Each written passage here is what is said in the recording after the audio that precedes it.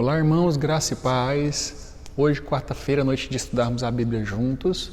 Queria convidar você para parar o que você está fazendo e, como sempre, desafio os irmãos.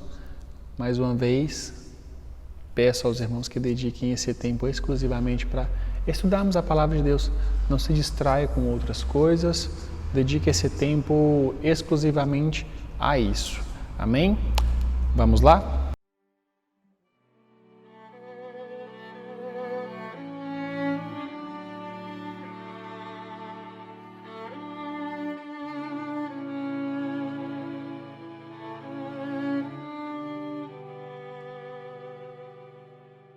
Amém, irmãos. Hoje eu quero pensar um pouquinho com os irmãos no texto de 1 Coríntios capítulo 3, do verso 1 ao verso 9. Já pega a sua Bíblia aí, mas antes de começarmos o estudo em si, eu queria orar com os irmãos. Feche os seus olhos e vamos fazer uma oração. Pai, eu quero colocar nossas vidas diante do Senhor neste momento, agradecer ao Senhor pelo dom da vida, pela Tua graça que tem superabundado sobre todos nós, tem se renovado sobre as nossas vidas dia após dia. Peço ao Senhor que nos perdoe por nossos pecados, por aquilo que fizemos que foi contra o Senhor, contra a Tua Palavra. Nos dirija neste momento de estudo, de reflexão da Tua Palavra. Que o Espírito Santo possa nos conduzir. Abençoa os irmãos que estão em seus lares assistindo a esse vídeo agora. Esteja com todos nós, ó Pai. É a oração que fazemos e a fazemos em nome de Jesus. Amém. Amém, irmãos? Como eu já havia dito, 1 Coríntios capítulo 3, a partir do verso 1, o texto diz o seguinte, acompanhe comigo. Eu, porém, irmãos, não vos pude falar como espirituais, e sim como carnais, como crianças em Cristo. Leite vos dei de beber, não vos dei alimento sólido, porque não podeis suportá-lo, nem ainda agora podeis, porque ainda sois carnais. Porquanto havendo entre vós ciúmes e contendas, não é assim que sois carnais e andais segundo o homem? Quando, pois, alguém diz, eu sou de Paulo, e outro, eu sou de Apolo, não é evidente que andais segundo homens? Quem é Apolo e quem é Paulo? Servos por meio de quem crestes, e isto conforme o Senhor concedeu a cada um.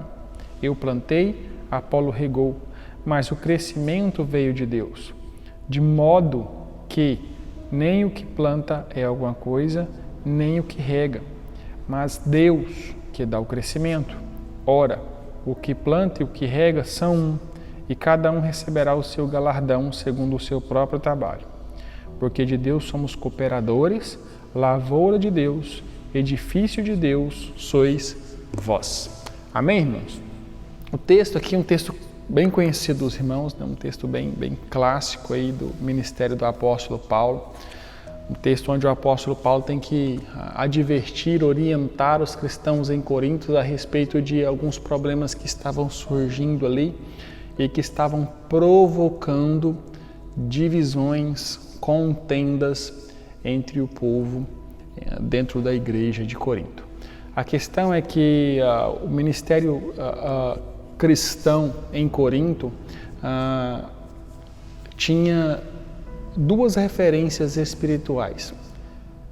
Paulo, o apóstolo Paulo, que escreveu o texto que nós acabamos de ler, e Apolo, que foi também um cooperador de grande influência dentro da igreja em Corinto. E haviam aqueles que gostavam mais de Paulo e havia aqueles que gostavam mais do estilo de Apolo. Uma questão de preferência por estilo, por linhas de raciocínio, por modo de trabalhar, por modo operante. E essa preferência, ela não é proibida em si. Não existe pecado em gostar mais do estilo de um do que de outro, gostar mais de um do que de outro, achar um mais divertido, ou mais legal, ou mais sério, ou mais centrado do que o outro. O problema não estava aí. O problema é que essa divergência de gosto, né, essa divisão aí de gosto, estava provocando discórdia dentro da igreja, estava provocando divisão entre os membros da igreja. Então, Paulo precisa escrever à igreja para orientá-los a respeito disso, de algo que estava levando a igreja a pecar, que estava conduzindo a igreja ao pecado, impedindo que a obra de Deus ali em Corinto se desenvolvesse com o potencial que ela tinha para se desenvolver. Eu separei alguns pontos aqui que eu quero destacar com os irmãos dentro do texto, dentro das orientações que o apóstolo Paulo faz à igreja em Corinto, e meditarmos um pouquinho no que a contenda, no que a discussão, no que a discórdia pode produzir no seio da igreja. Porque, irmãos, o tempo passou, né? O tempo da igreja de Corinto passou, Paulo passou, Apolo passou, mas o problema ainda continua existindo. Infelizmente, onde houver pessoas, haverá também divergência. Infelizmente, talvez não, né, irmãos? Seria terrível se todos tivessem o mesmo gosto. Mas ainda existe divergência de pensamento, existe divergência de gosto, existe opiniões diferentes a respeito de um mesmo assunto. E isso vai continuar existindo, inclusive dentro da igreja, inclusive até em assuntos bíblicos e teológicos. Os irmãos sabem muito bem disso, que existem algumas linhas que divergem e existe respaldo bíblico para defender ambas as partes, mas mesmo assim, ainda assim, não pode haver divisões, não pode. Dentro da igreja, no meio do povo de Deus, pode haver maneiras diferentes de pensar a respeito de um mesmo assunto. Ambas podem ser aceitas desde que não levem ao pecado. Se o ponto de vista for diferente acerca de um assunto que é pecado, então a parte que defende o pecado precisa entender isso, consertar, voltar atrás e agir de maneira correta. Mas se ambas as partes defendem algo que está certo, não é problema. O que não pode acontecer é conduzir essa divergência de gosto, de opinião, conduzir ao pecado, como o que estava acontecendo aqui na igreja de Corinto. Dentro dos pontos que eu separei aqui a respeito dessas contendas que às vezes podem surgir no meio da igreja, entre irmãos em Cristo, entre membros de uma mesma igreja, o primeiro está no versículo 1 e é o que eu quero começar pensando com os irmãos. Releiam comigo aí, por gentileza, o versículo 1. Eu, porém, irmãos, não vos pude falar como espirituais e sim como carnais. O primeiro problema que as contendas, as discussões, as intrigas que podem surgir, ser oriundas aí de divergências de pensamentos, elas podem trazer para dentro da igreja é a carnalidade. Nós sabemos que o crente ele não pode viver movido pela carne. E o que é carnalidade? É exatamente isso. Uma vida dirigida pela tendência da carne, pela vontade da carne, pelo impulso da carne. Se nós somos de Cristo, precisamos ser espirituais. Ter a nossa vida dirigida, conduzida pelo Espírito Santo. Isso é ser espiritual. E Paulo diz aos Coríntios, olha, não tem como eu falar com vocês, não dá para eu conversar, falar, orientar vocês como pessoas espirituais. Estou tendo que falar com vocês como se estivesse falando com carnais, como pessoas que são motivadas, movidas, impulsionadas pela vontade e tendência da carne. Era o que estava acontecendo com a igreja em Corinto e é o que nós estamos sujeitos a viver caso deixemos contendas, discussões, brigas, intrigas permear a nossa relação dentro das igrejas, dentro da igreja. Nós, graças a Deus, felizmente, dentro da nossa igreja, não temos situações assim, mas a Bíblia nos orienta o quê? Aquele que está de pé, veja que não caia. Cair ele é do homem, ele é humano. Estamos sujeitos a passarmos por situações parecidas. Por quê? Porque somos humanos e segundo, porque vivemos em grupo, vivemos no coletivo. e vivendo no coletivo, podemos ter aí opiniões diferentes a respeito de um mesmo assunto e não podemos deixar que isso nos leve a discussões, a contendas, a intrigas. Existem assuntos polêmicos que podem nos conduzir a isso e nós temos que ter muita sabedoria de Deus para não entrarmos para o caminho da carnalidade. Somos espirituais, precisamos agir como tais, sermos dirigidos pelo Espírito Santo, termos a sensibilidade de agir movido pelo Espírito Santo do Senhor. E a pergunta que nós precisamos nos fazer é bem simples.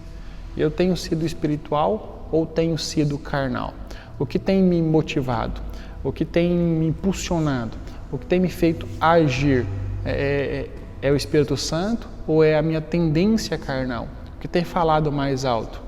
Eu sempre cito para os irmãos o exemplo, aquela pequena parábola do cacique que é procurado pelo índiozinho para saber a respeito do que havia dentro do coração. O índiozinho pergunta para o cacique: o que tem dentro do nosso coração? E o cacique responde para ele: dentro do coração de todo homem existe um lobo muito mau e existe um lobo muito bom. E os dois brigam o tempo todo. E parece contraditório pensar num lobo bom brigando, né? Mas existe um lobo mau e um lobo bom e os dois brigam constantemente. E o índiozinho pergunta: e qual que vence? E o cacique responde: aquele que eu alimento mais. Então, o que isso quer dizer? Se eu alimento mais o lobo bom vence o lobo ruim e predominantemente serei bom, porque estou alimentando o quê? A bondade dentro de mim. E isso é extremamente aplicável dentro do contexto espiritual e carnal. O que você tem mais alimentado? A sua vida espiritual ou você tem alimentado a sua carne? Tem cedido às tendências carnais? Se sim, você tem alimentado a sua carne. Tem resistido às tendências carnais, tem orado, lido a Bíblia, jejuado, buscado ao Senhor, adorado ao Senhor como Ele espera ser adorado? Você tem alimentado mais a sua espiritualidade. Seja espiritual, não dê demonstrações de carnalidade, não permita que a carnalidade, que a carne vença sobre você, te levando a discussões, a divisões.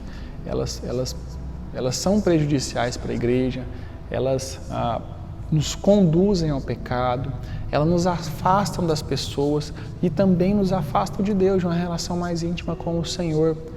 Situações perigosas. Vamos procurar viver longe de contendas, de discussões e de brigas. Vamos sempre encontrar pessoas que pensam de maneira diferente de nós.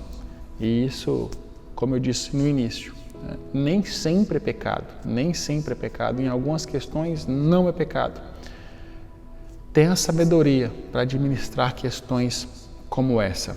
Segundo, está aí bem no versículo 2, continuando: leite vos dei de beber, não vos dei alimento sólido, porque ainda não podeis suportá-lo, nem ainda agora podeis, porque sois carnais. Segundo problema, que a contenda, que a discussão, que a briga, a intriga, ela produz dentro da igreja, é o impedimento de crescer espiritualmente. O apóstolo Paulo diz aí no versículo 2 que ele ainda está oferecendo à igreja leite, comida de criança, alimento de criança. Por quê? Porque eles não estão preparados para receberem alimento sólido, um alimento mais forte, um alimento com mais substância. Por quê?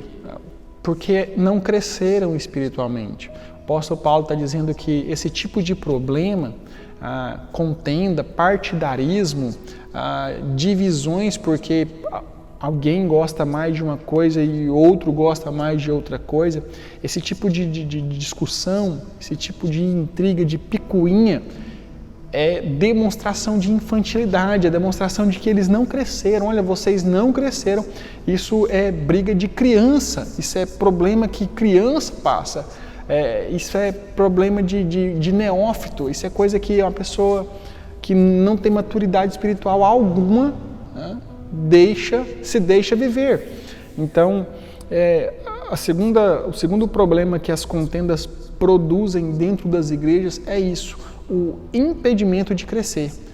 Esse tipo de problema ele impede que o crente cresça, que o crente prospere, que o crente evolua espiritualmente, que o crente esteja apto a receber alimentos mais sólidos, com mais substância, que farão dele uma pessoa habilitada a caminhar e se aprofundar mais nos assuntos inerentes à vontade de Deus e à palavra do Senhor.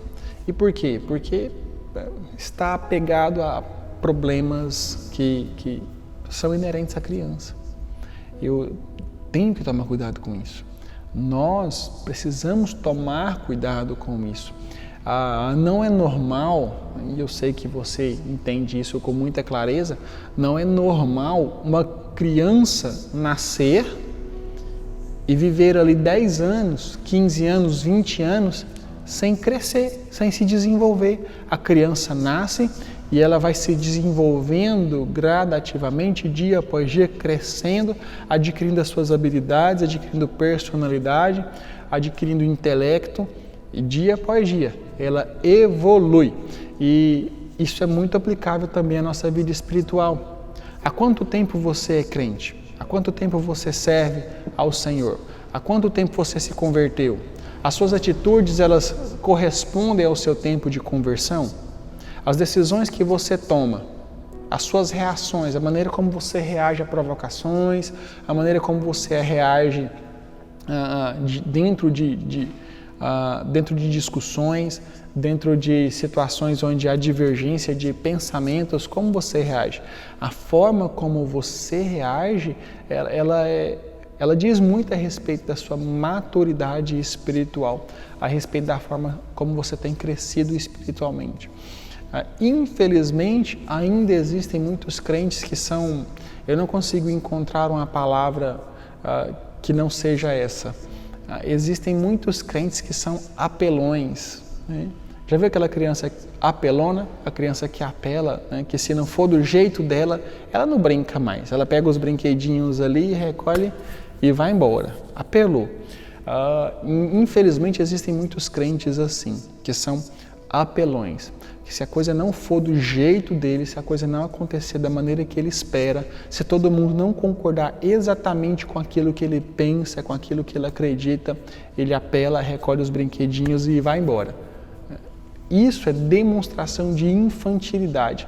E às vezes atitudes como essas são encontradas em pessoas que são velhas dentro da igreja, não velhas de idade, mas velhas de tempo. São crentes há muito tempo, já passaram da hora de se tornarem pessoas maduras espiritualmente.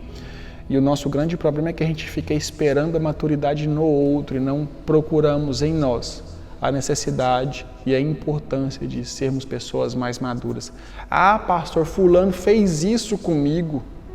Irmãos, mais uma demonstração de infantilidade espiritual. Fulano fez isso com você. E quem foi o adulto na conversa? Quem foi a pessoa madura na conversa? Na maioria das vezes, o que a gente encontra é duas pessoas agindo como crianças espirituais, como pessoas infantis espiritualmente falando. Precisamos tomar cuidado com isso. Discussões, contendas, brigas, provocações, elas são demonstrações de infantilidade espiritual e elas nos impedem de crescermos espiritualmente. Cuidado com isso. E para a gente encerrar, eu quero reler o versículo do versículo 4 ao versículo 6. 4, 5 e 6. Acompanhe comigo aí. Quando, pois, alguém diz, eu sou de Paulo e outro, eu de Apolo, não é evidente que andais segundo homens? Quem é Apolo? Quem é Paulo? Servos por meio de quem crestes, e isto conforme o Senhor concedeu a cada um. Eu plantei, Apolo regou, mas o crescimento veio de Deus. O terceiro e último problema que nós vamos tratar aqui dentro do texto que a gente acabou de ler é a respeito da distração. olha só, o que Paulo tenta mostrar para os cristãos ali de Corinto. Eles estavam tão distraídos com o problema das preferências, eles estavam perdendo tanto tempo discutindo, defendendo, promovendo distrações com o que um gostava mais, com o que o outro gostava mais, que estavam perdendo o foco. A distração com a situação os fizeram perder o foco. O foco que deveria estar em Deus agora estava sendo colocado em homens, em pessoas. E Paulo diz, olha, quem é que é Paulo? Quem é que é Apolo? Nós somos apenas pessoas que Deus usou para que vocês conhecessem a Ele. O foco precisa estar no Senhor. E é exatamente isso que acontece sempre que eu dou a uma discussão, a uma contenda, a uma briga, uma atenção que ela não deveria ter. Eu tiro o foco de onde ele deveria estar. Por que eu estou aqui na igreja? Por que nós estamos aqui? Qual é o objetivo da nossa vida? A minha vida tem como sentido o quê? Dar toda a honra, glória a Deus. Eu estou aqui na igreja para viver a missão de reino que Cristo designou para mim e para você. Ide, portanto, e fazer discípulos de todas as nações, batizando em nome do Pai, do Filho e do Espírito Santo. A minha missão é o quê? Fazer com que o reino de Deus cresça, que a palavra de Deus se propague. E essa missão você também tem. Essa tarefa também foi dada a você. Só que às vezes nós nos concentramos tanto, nos distraímos com divergências de gosto, divergências de pensamentos, opiniões pessoais a respeito de assuntos que às vezes nem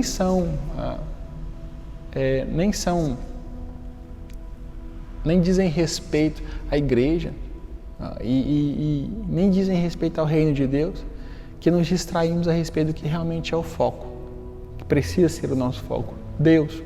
Ele precisa ser o foco da nossa vida, Ele precisa ser o foco da minha vida e da sua vida, é nele que precisamos estar focados, é nele e não em homens, não em pessoas, e não em situações, e não em partidos, não, é no Senhor.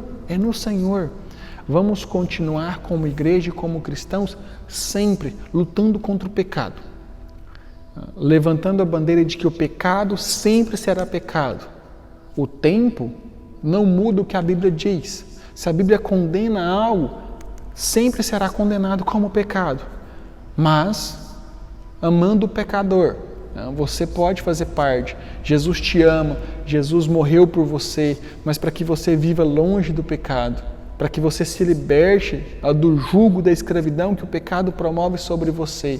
Isso nós vamos defender, o amor ao pecador e a repulsa ao pecado.